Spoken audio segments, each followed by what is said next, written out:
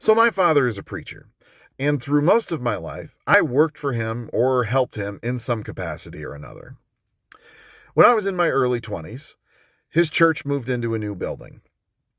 When we got there, we discovered that the way it was built, there was no insulation put in between the roof and the exterior walls.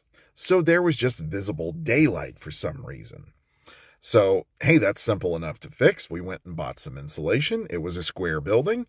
So we were just making our way around the building, uh, putting insulation in that open gap. However, this was pretty high up off the ground. So I'm a little over 6 feet tall, and the ladder that I was using to do that was a 6 foot ladder. So to reach the gap, I was having to stand on the top of the ladder. You know, the part where it says don't stand on this. So I also am not what you would call a small man, and I have never been. And that ladder I was on was not rated for the amount of weight that I am.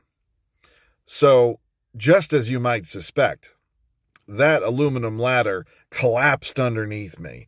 And so I came crashing down 6 feet through the air, and I took out most of the ceiling with me, brought it all down.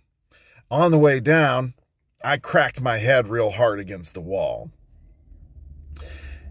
And I probably, in hindsight, was concussed because it took me a while to figure out where I was and what was going on.